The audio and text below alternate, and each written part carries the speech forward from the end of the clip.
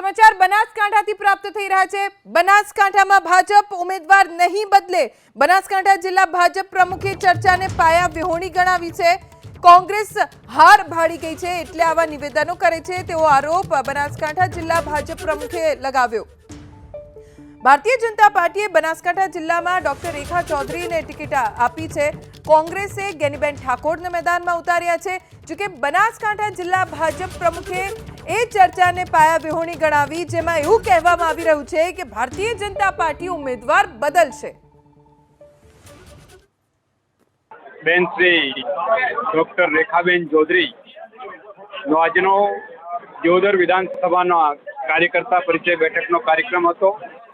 आ कार्यक्रम में दियोदर विधानसभा विस्तारना लोकप्रिय धारासभ्य, राज्य सरकारना पूर्व मंत्री, बनासकांठा जिला भाजपना पूर्व अध्यक्ष श्री केसाजी चौहान सहित पार्टीना सौ सन्मानीय पदाधिकारीश्रीओ, स्नेही सौ कार्यकर्ता भाईओ बहनों તેમજ આ સૌ પત્રકાર મિત્રોની ઉપસ્થિતિમાં યોજાયો। જેમાં બનાસકાંઠા લોકસભા સીટના ઉમેદવાર બેન ડોક્ટર રેખાબેન ચૌધરીને જીતાડવા માટેનો સંકલ્પ કરવામાં આવ્યો છે।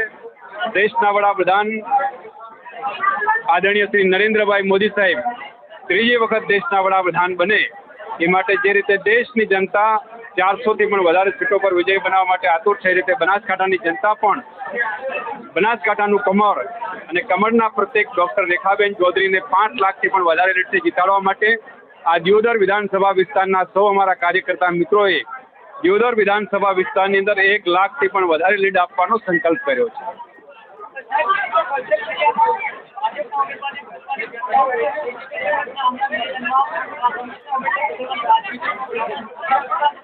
भारतीय जनता पार्टी नो विजय ये स्पष्ट है।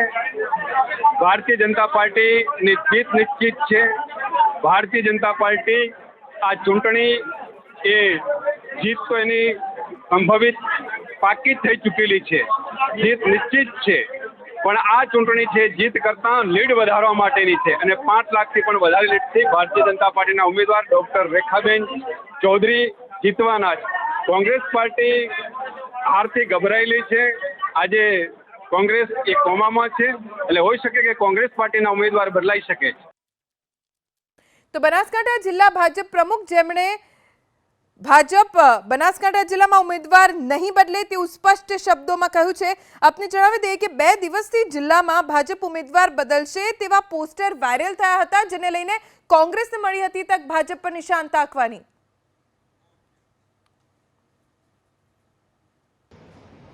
देश में कांग्रेस ने हार देखाय है।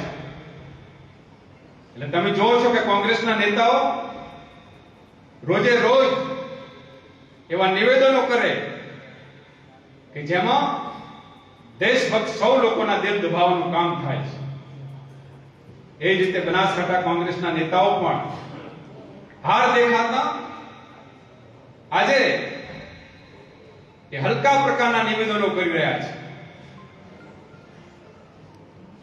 રાજનીતિની અંદર મિત્રો આવો આપણે સૌએ તંદુરસ્ત હરીફાઈ કરવાની હોય લોકતંત્રની અંદર અને વિકાસની રાજનીતિની વાત કરવાની હોય કે તમારી સરકારમાં લોકો માટે શું કર્યું, અમારી સરકારે લોકો માટે શું કર્યું, દેશ માટે શું કર્યું, એનો જાહેરમાં હિસાબ આપણે આપવો જોઈએ। બનાસકાંઠામાં કોંગ્રેસ ને સ્પષ્ટ હાર દેખાઈ રહી છે અને દેખાતી હારના કારણે કદાચ કોંગ્રેસ પાર્ટીના ઉમેદવાર પણ બદલાઈ શકે।